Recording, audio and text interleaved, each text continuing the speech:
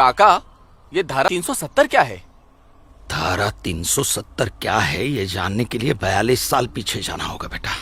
अंग्रेजों ने to nation theory के तहत हिंदुस्तान के दो टुकड़े कर दिए, एक हिंदुस्तान और पाकिस्तान। पाकिस्तान की बहुत इच्छा थी कि जम्मू कश्मीर का विलीनीकरण पाकिस्तान में हो जाए, और राजा हरि सिंह चाहते थे कि कश्मीर एक स्वतंत्र देश रहे। वो न हिंदुस्तान में विलीन होना चाहते थे न पाकिस्तान में, और तब पाकिस्तान ने खूनी खेल खेला।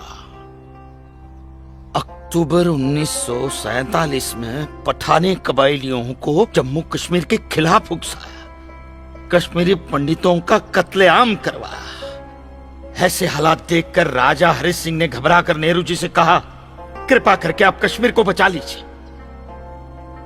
मैं ऐसे हालात में चाहता हूं कि कश्मीर का विलीनीकरण भारत में ही हो जाए, सेना भेजिए। लेकिन जब तक भारतीय सेना कश्मीर पहुंची बहुत देर हो चुकी थी। न जाने कितने कश्मीरी पंडितों का कत्लेआम हो चुका था। कश्मीर का 1/3 हिस्सा पठानी कबायलियों ने अपने कब्जे में कर लिया था।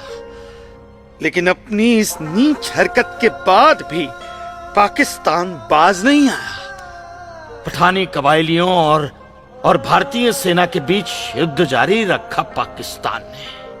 संयुक्त राष्ट्र सुरक्षा परिषद के 3 सदस्य आयोग की रिपोर्ट पर 13 अगस्त 1948 को पठानी कबायलियों और भारतीय सेना के बीच युद्ध विराम घोषित हुआ, और यह तय किया गया कि कश्मीर समस्या का हल जनमत के आधार पर ही होगा। सितंबर 1951 में मताधिकार के बाद एक बार फिर जम्मू कश्मीर के भारत में विलय की पुष्टि की गई, मगर इसी दौरान शेख अब्दुल्ला ने अपने हाथों से धारा 370 का ड्राफ्ट तैयार किया और नेहरू जी को सौंपा।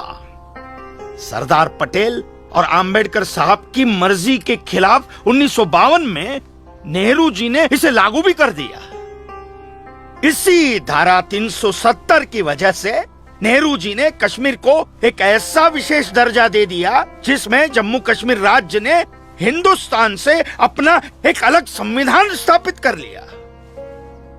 इसी धारा 370 की वजह से हमारे हिंदुस्तान का राष्ट्र ध्वज अलग है और कश्मीर का भी ध्वज अलग। इसी धारा 370 की वजह से कश्मीर की कोई भी महिला यदि भारत के किसी भी अन्य राज्य के नागरिक के साथ शादी करती है तो उस महिला की नागरिकता समाप्त हो जाती है। लेकिन यदि वो महिला अगर किसी पाकिस्तानी नागरिक के साथ शादी करती है तो पाकिस्तानी नागरिक कश्मीर का नागरिक हो जाता है, हिंदुस्तान का नागरिक हो जाता है। इसी धारा 370 की वजह से भारत के किसी भी अन्य राज्य का नागरिक जम्मू कश्मीर में जमीन खरीद नहीं सकता, व्यापार नहीं कर सकता। लेकिन जम्मू कश्मीर का नागरिक भारत के किसी भी अन्य राज्य में जाकर अपना व्यापार कर सकता है, जमीन खरीद सकता है, कुछ भी कर सकता है। अरे ये बिग लैंड एबोल्यूशन है, क्या है पता है? यदि जम्मू कश्मीर का कोई भी मुसलमान जमीन ठेके पर लेकर खेती करता है तो कश्मीर की सरकार उस हिंदू को बिना मुआवजा दिए वो जमीन जबरन उस मुसलमान को दे सकती है। ये है बिग लैंड एबोल्यूशन एक्ट, ये है धारा 370-35 से, और इसी का नतीजा है ये गिरधारी जी का फैसला। और सिर्फ यही नहीं, ये जो सरकार की ऋण निरस्तीकरण योजना है ना, इसके अंतर्गत उन सारे मुसलमानों का कर्जा माफ कर दिया जाएगा जो उन्होंने हिंदुओं से लिया। बताइए। सरकारी नौकरियों में 5% का आरक्षण हम हिंदुओं के लिए किया है। सारे हिंदू कश्मीर से चले जाएं, यही चाहता है पाकिस्तान और यही चाहते थे शेख अब्दुल्ला।